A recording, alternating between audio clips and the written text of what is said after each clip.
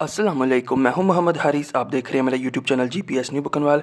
तो आज की इस वीडियो में हम चैप्टर 6 जिसका उन्वान था लाइट एंड साउंड, इसकी कंप्लीट एक्सरसाइज को सोल्व करेंगे। चैप्टर 6 की ये दूसरी वीडियो है। पहली वीडियो में हमने मुकम्मल चैप्टर को डिस्कस किया था, इसके तमाम टॉपिक्स को सीखा था आसान वजाहत के साथ। तो अगर आप एक्सरसाइज की वीडियो पर अभी नए हैं तो पहले चैप्टर 6 की लेक्चर वाली वीडियो को जाकर लाजमी चेक करें, ताकि आप जो एक्सरसाइज है उसको आसानी के साथ हल कर सकें, समझ सकें और बिना रटा लगाए इसके सवालात के जवाबात को जो है ज़हन नशीन कर सकें। तो अगर आप चैनल पर नए हैं और आपने अभी तक मेरे चैनल को सब्सक्राइब या नहीं कर रखा तो जल्दी से मेरे चैनल को सब्सक्राइब करके बेल आइकन पर टैप कर लें, ताकि कोर्स से रिलेटेड जब भी मैं कोई वीडियो अपलोड करूं बर वक़्त खुद ब खुद और आसानी के साथ आपके यूट्यूब अकाउंट पर वो डिस्प्ले हो जाए। तो बिना टाइम ज़ाया किए हम आज की वीडियो का आगाज़ करते हैं। सबसे पहले हमारे पास एक्सरसाइज में एमसीक्यूज़ हैं, तो हम वन बाय वन इनको सॉल्व करते हैं। How does light travel in air? जो रोशनी होती है हवा में सफ़र करती है। हाउ कैसे? रोशनी हवा में सफ़र कैसे करती है? ए बी सी में से हम डी में से हम बारी बारी इनको जो है तर्जुमा करते हैं। इन अ सर्कल, हवा में जो रोशनी है वो दायरे की शक्ल में हरकत करती है, मतलब सफ़र करती है। अलोंग कर्व्ड पाथ, या एक मुड़े हुए रास्ते की शक्ल में। अलोंग अ स्ट्रेट लाइन, या एक सीधी लकीर की शक्ल में। इन डिस्पर्स्ड पाथ, तो बेसिकली इसके अंदर हमने पीछे जो है वो गिलास जिसके अंदर हमने पानी भरा था और टॉर्च लाइट को भी ऑन किया था। इसके अलावा हमने वो कार्डबोर्ड रखे थे, हर कार्डबोर्ड के अंदर एक सुराख था। तो उधर से हमने ये सीखा था कि जो रोशनी होती है अलोंग अ स्ट्रेट लाइन वो बिल्कुल एक सीधी लाइन में सफ़र करती है। Which object reflects maximum light? कौन सा चीज़, कौन सी इन चारों में से ऐसी चीज़ है जो, कौन सा ऑब्जेक्ट है जो ज़्यादा से ज़्यादा रोशनी को जो है रिफ्लेक्ट करेगा, मुनक्कस करेगा, यानी कि जिसके ऊपर अगर हम रोशनी को डालें वो सबसे ज़्यादा टकरा कर वापस जाएगी। वाइट पेपर सफ़ेद कागज़, कलर्ड पेपर रंग वाला कागज़, ब्रिक वॉल ईंटों वाली दीवार, मिरर शीशा। तो बचपन में अक्सर या अभी भी छोटे बच्चे धूप में शीशे को पकड़कर तो रोशनी धूप की वो दीवारों पर जो है रिफ़्लेक्ट करते हैं, इससे वो खेलते हैं। तो मिरर चूँकि शफ़ाफ भी होता है और चमकदार होता है, ए बी डी में से सबसे ज़्यादा, तो इसके ऊपर रोशनी सबसे ज़्यादा रिफ़्लेक्ट होगी। Speed of sound is maximum in? आवाज़ की रफ़्तार सबसे ज़्यादा होती है अ मेटल वायर, एक धाती तार में, हवा में, खला में या पानी में। खला में से तो वैसे ही आवाज़ गुज़र नहीं सकती, और हवा, पानी और मेटल वायर में, जो मेटल वायर है धाती तार है उसमें आवाज़ की रफ़्तार सबसे ज़्यादा होगी। और फोर्थ है हमारे पास, which of the following sounds is called noise? इन चारों में से कौन सी ऐसी आवाज़ है, फॉलोइंग नीचे दी गई, यानी कि नीचे दी गई आवाज़ों में से कौन सी आवाज़ इज़ कॉल्ड कहलाती है नॉइस, शोर? इनमें से कौन सी आवाज़ शोर कहलाती है? साउंड ऑफ अ फ्लूट, ये जो बांसुरी होती है उसकी आवाज़ को हम क्या शोर कहते हैं? Rusting of leaves, rustling, rustling का मतलब होता है खड़खड़ाना, यानी कि जो हवा चलती है तो पत्ते, लीव्स का मतलब पत्ते, पत्ते जो शोर करते हैं, सूखे हुए पत्ते हो गए या दरख्तों के ऊपर लगे पत्ते जब आपस में टकराते हैं उनका जो उनकी आवाज़, क्या वो शोर होती है? चिरपिंग ऑफ बर्ड, परिंदों का चहचहाना, क्या वो शोर होती है? या प्रेशर हॉर्न, या बड़े बड़े ट्रैक्टर ट्रालों पर जो बड़े बड़े हॉर्न लगे होते हैं उनका जो मतलब कि एकदम से हमें सुनाई देता है बजना, वो। तो बेसिकली इसमें प्रेशर हॉर्न ही जो है नॉइस कहलाते हैं, क्योंकि उनसे एकदम से एक दिल धड़क जाता है और ये हमें बिल्कुल भी अच्छा नहीं लगता कि हम प्रेशर हॉर्न को सुने। When water comes in the way of sound travelling through air? जब पानी रास्ते में आता है, जो आवाज़ होती है जो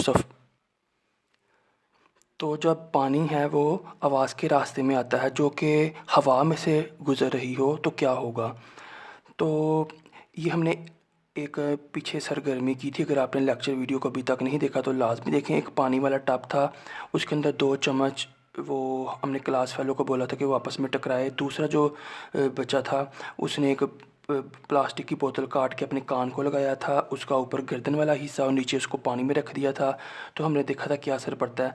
तो उधर से ही ये रिलेट कर रहा है, साउंड विल स्टॉप, आवाज़ रुक जाएगी, साउंड विल बिकम फास्ट, जो आवाज़ है वो तेज़ हो जाएगी, साउंड विल स्लो डाउन, तो आवाज़ जो है वो थोड़ी कम हो जाएगी, no effect on the speed of sound, आवाज़ की रफ्तार पर कोई इफ़ेक्ट नहीं होगा।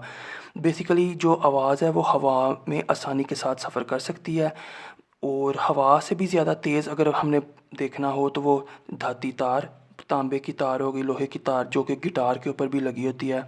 लेकिन कुछ चीज़ें ऐसी होती हैं जिनमें कम, तो वो पानी है, पानी में आवाज़ जो है इतनी ज़्यादा तेज़ी से सफ़र नहीं करती। तो अगर हम आवाज़ के रास्ते में पानी को ले आएंगे तो उसकी जो स्पीड है, जो भी उसकी इंटेंसिटी या उसकी जो शिद्दत है, या जो हमें आवाज़ का सुनाई देना है, वो विल स्लो डाउन, तो आवाज़ की जो शिद्दत है वो कम हो जाएगी, आवाज़ स्लो डाउन मतलब कि आहिस्ता आहिस्ता हम तक पहुँचेगी, या जो भी इसको मीडियम सुन रहा होगा। ये हमारे MCQs थे। अब हम शॉर्ट क्वेश्चंस की तरफ जो है सोल्व करने के लिए जाएंगे। राइट शॉर्ट आंसर्स, मुख्तसर जवाबात लिखें।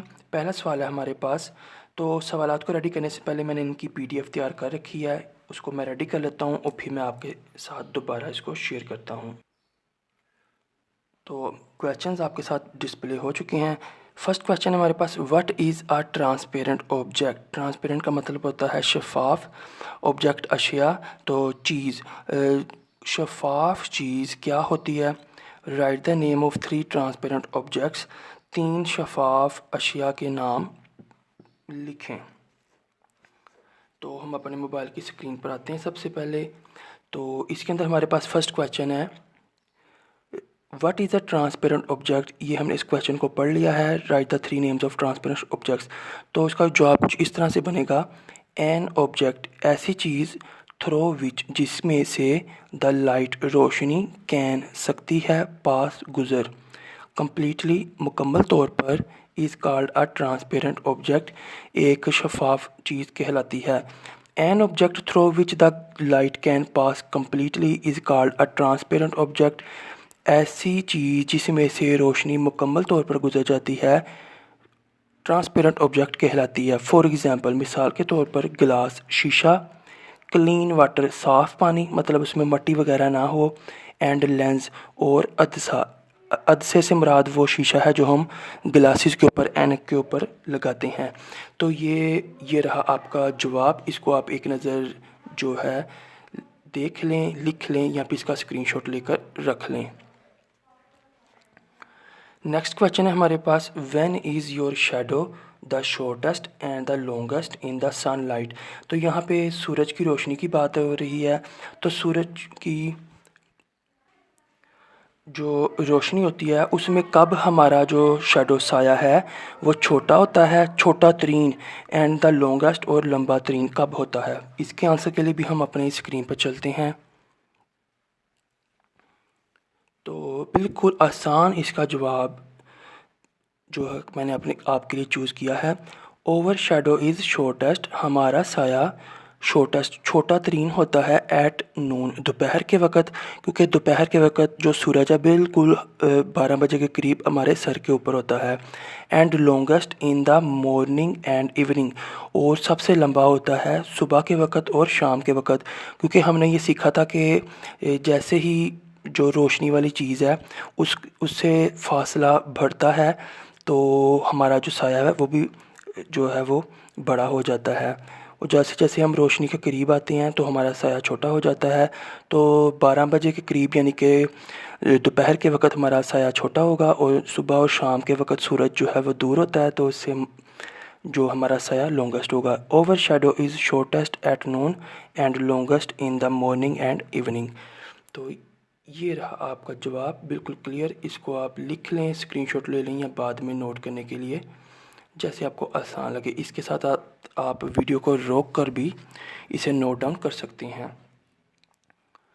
तो थर्ड क्वेश्चन है हमारे पास, the moon is non luminous, चाँद गैर चमकदार होता है, लाइक ओवर अर्थ, हमारी ज़मीन की तरह।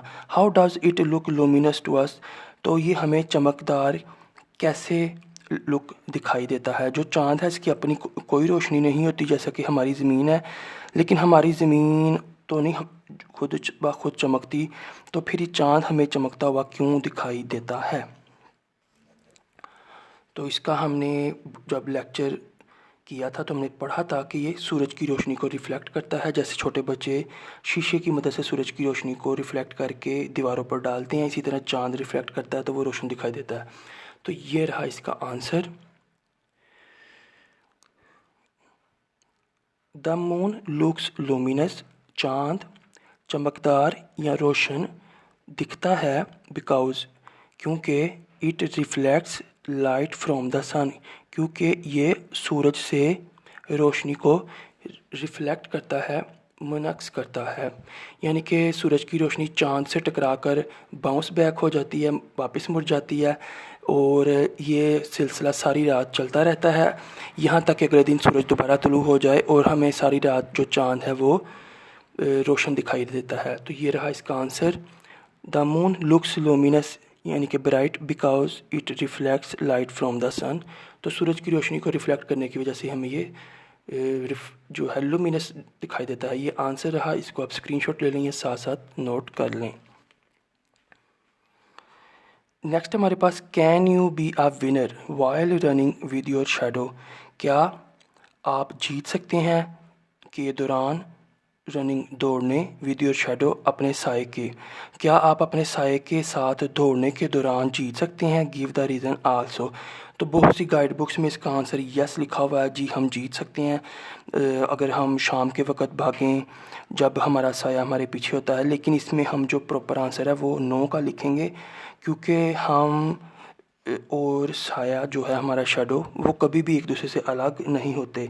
क्योंकि हम एक दूसरे से अलग नहीं हो सकते, हम और हमारा शैडो, तो इस वजह से हम कभी भी अपने शैडो से नहीं जी सकते। जहाँ पे हम जाएंगे हमारा शैडो हमारा साया वहीं पे जाएगा। तो ये रहा इसका answer. No we can not be a winner, नहीं हम जीत नहीं सकते वाइल रनिंग दौड़ने के दौरान विद ओवर शैडो अपने साए के साथ, बिकॉज ओवर शैडो क्योंकि हमारा साया ऑलवेज मूव्स हमेशा हरकत करता है, विद अस हमारे साथ, एंड नेवर लीव्स अस और हमें कभी नहीं छोड़ता है। तो क्योंकि हमारा जो साया है हमेशा हमारे साथ ही हरकत करता है और हमें कभी भी नहीं वो छोड़ता, इस वजह से हम उससे अलहदा नहीं हो सकते और हम उससे अलहदा होकर आगे की तरफ नहीं जा सकते, तो हम कभी भी उससे नहीं जीत सकते। बेसिकली हम और हमारा साया हमेशा साथ रहते हैं, इसलिए इसका जवाब नहीं में होगा। No we can not be a winner while running with our shadow because our shadow always moves with us and never leaves us. ये रहा इसका आंसर, IV का चौथे सवाल का जवाब, जिसको आप स्क्रीनशॉट ले लें या साथ साथ नोट कर लें।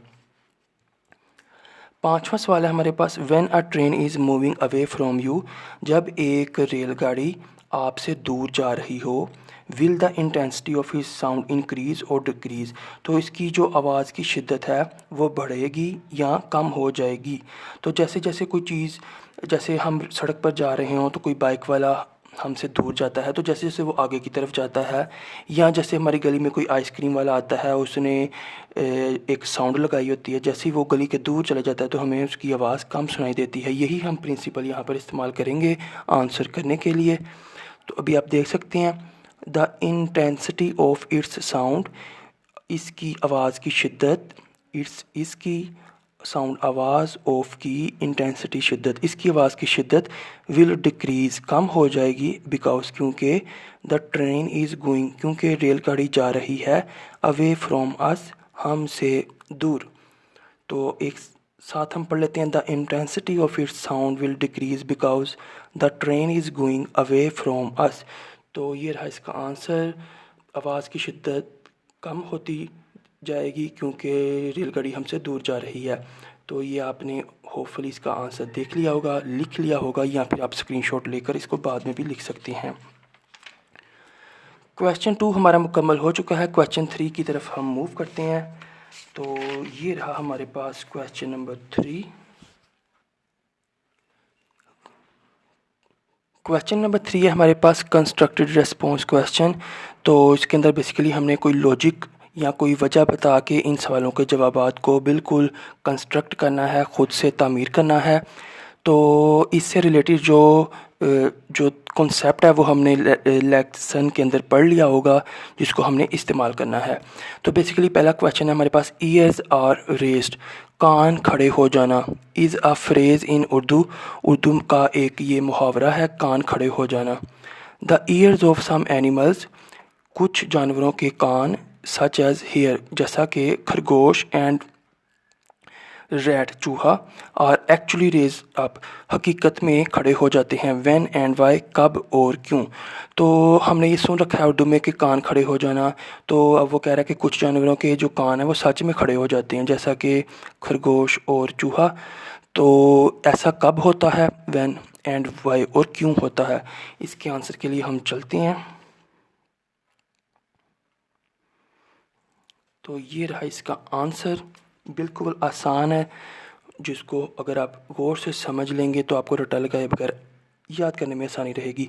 Animals such as hare and rat, तो बेसिकली ये animals such as hare and rat, यहाँ से हमने ये लाइन को ऐड किया। रेज देयर ईयर्स, तो यही हमारे पास जो ऊपर था, यही रेज देयर ईयर्स, अपने कान खड़े करते हैं। व्हेन, जब, दे हियर, वो सुनते हैं, डेंजर, ख़तरा, और अननाउन साउंड, या ऐसी आवाज़ जिसको वो पहले कभी ना सुने हों, जिसको वो कभी ना पहले सुन रखा हो, अननाउन। तो दे डू दिस, वो ऐसा करते हैं, टू लिसन केयरफुली, एहतियात के साथ सुनने के लिए, एंड स्टे सेफ़, और महफूज रहने के लिए। यानी कि अगर कोई उनका शिकार वगैरह करने आ रहा हो, उनको कोई ऐसी आवाज़ सुनाई दे जो उन्होंने पहले ना सुन रखी हो, उस वक़्त ये जो चूहे या खरगोश वगैरह या जैसे दूसरे जानवर हैं वो अपने कान खड़े करके तो उन आवाज़ों की सीमत का अंदाज़ा लगाते हैं। तो अब आप आंसर को दोबारा देख लें। Animals such as hare and rat raise their ears when they hear danger और unknown sound. They do this to listen carefully and stay safe. जब वो ख़तरे को या गैर पहचान वाली आवाज़ को सुनते हैं तब वो कान खड़े करते हैं, ताकि वो एहतियात के साथ, तवज्जो के साथ सुन सकें और महफूज रह सकें।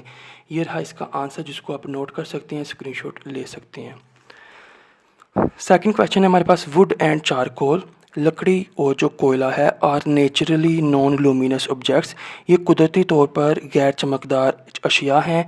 Can they be made luminous, क्या इनको चमकदार बनाया जा सकता है। हाउ, कैसे। तो ये जो लकड़ी वगैरह ये चमकती नहीं है, लेकिन इनको हम चमकदार बना सकते हैं अगर हम इनको आग लगा दें।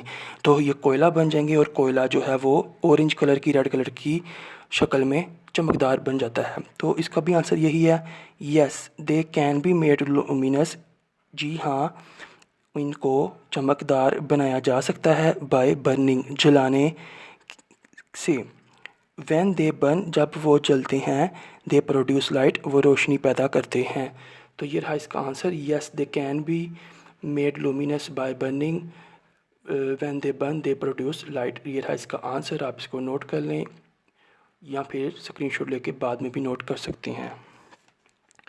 नेक्स्ट पिक्चर में हमारे पास बिजली चमक रही है। How can you compare the speed of light and speed of sound coming from a lightning. वो कह रहा है आप किस तरह से मवाजना करेंगे कि जो लाइटनिंग, बिजली के गरजने से जो रोशनी की रफ़्तार है और आवाज़ की रफ़्तार है हम तक पहुंचती है।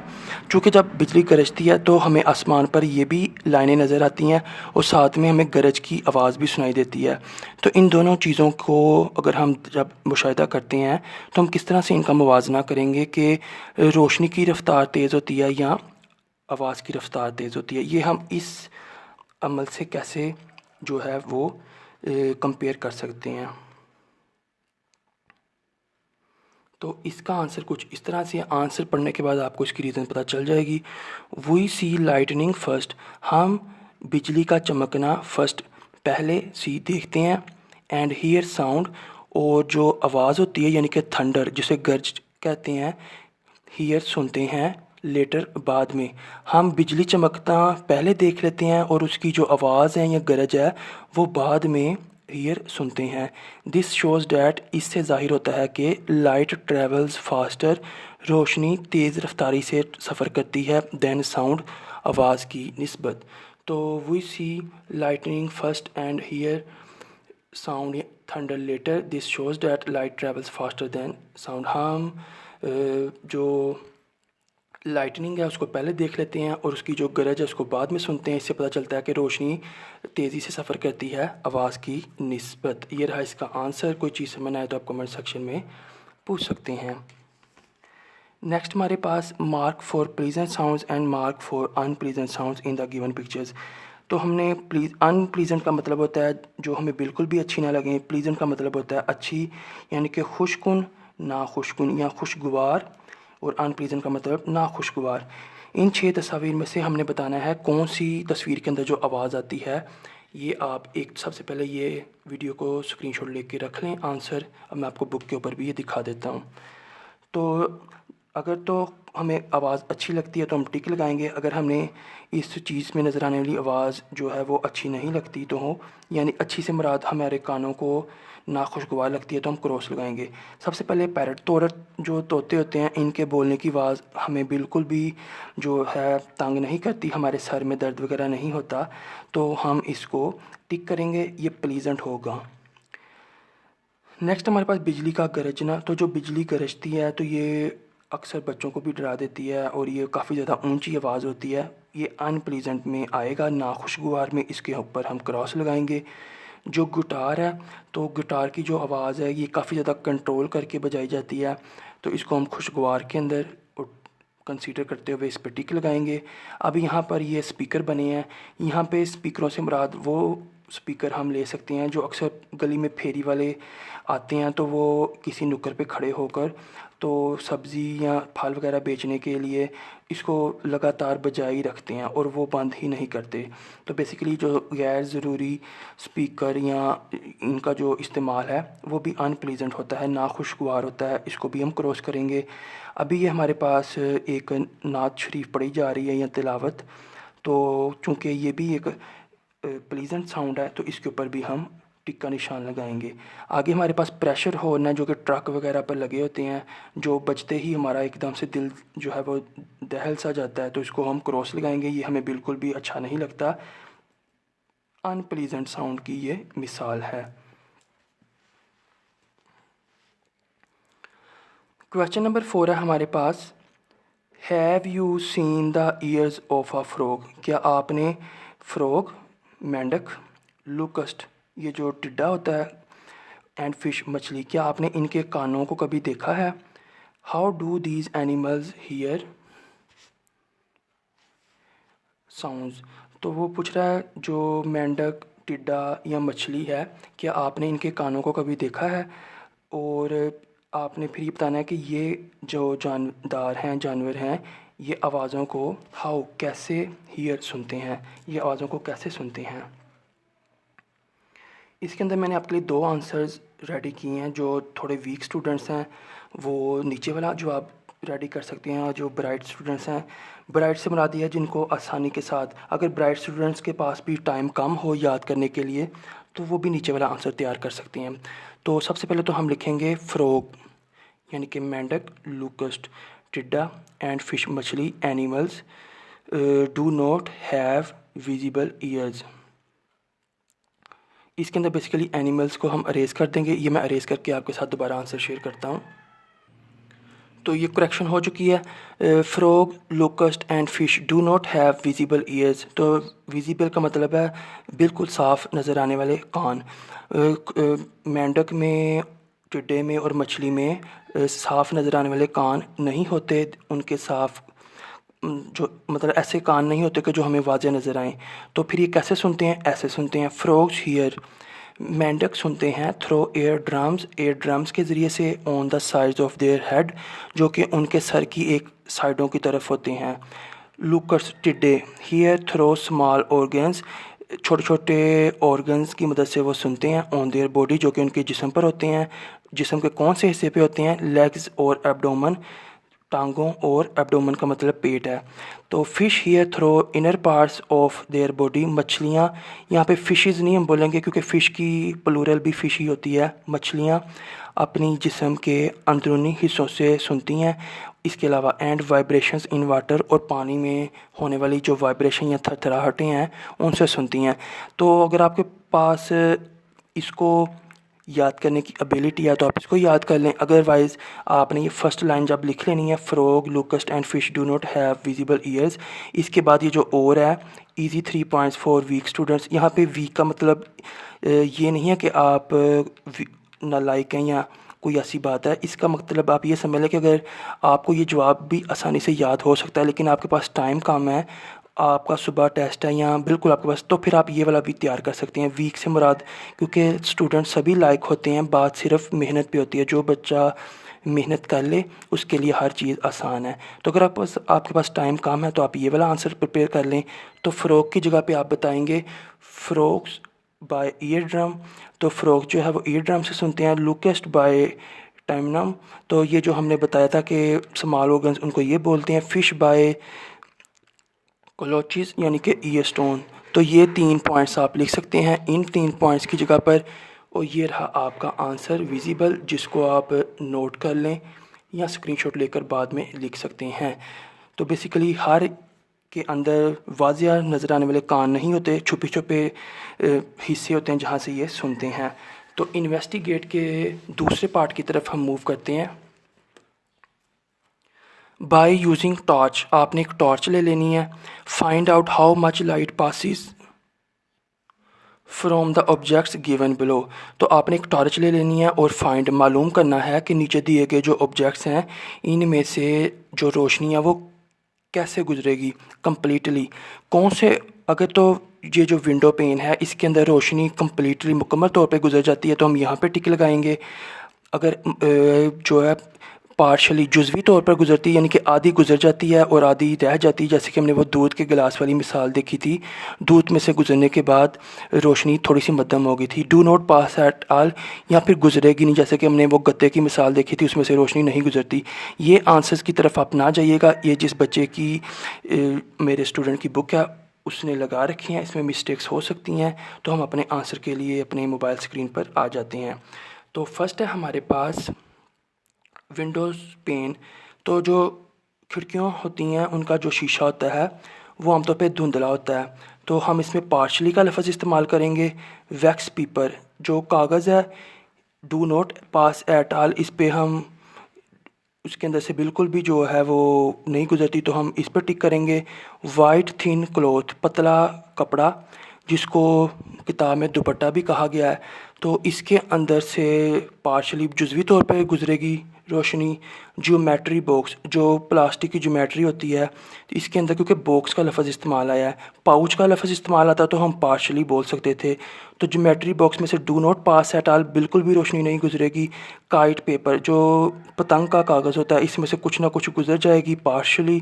टिशू पेपर, टिशू पेपर में से भी कुछ ना कुछ रोशनी गुजर जाएगी, मुकम्मल भी नहीं रुकेगी और मुकम्मल भी नहीं गुजरेगी, जुज़वी तौर पे गुजरेगी। वुडन बॉक्स जो लकड़ी डोर जो लकड़ी का दरवाज़ा होता है उसमें भी do not pass at all, मुकम्मल तौर पे रोशनी रुक जाती है, कुछ भी नहीं गुजरता तो हम do not pass at all लिखेंगे। क्लीन वाटर, साफ़ पानी में से भी रोशनी मुकम्मल तौर पे गुजर जाती है। कार्डबोर्ड जो लकड़ी का गत्ते का टुकड़ा होता है उसमें से भी do not pass at all, उसमें से भी रोशनी नहीं गुजरेगी। तो ये आपके सामने आंसर हैं जिनको आप स्क्रीनशॉट ले सकते हैं या फिर बाद में नोट कर सकते हैं। तो नेक्स्ट हमारे पास है project. Make a pin hole camera by using cardboard box, wax paper और टिश्यू पेपर। आपने एक गत्ते और कागज़ और टिश्यू पेपर की मदद से आपने पिन होल कैमरा बनाना है। अगर आपने लेक्चर की वीडियो नहीं देखी तो आप उसको जाके लाजमी देखें, जिस सरगर्मी के अंदर हमने वो कार्डबोर्ड, यानी कि मैं आपको दिखा ही देता हूँ,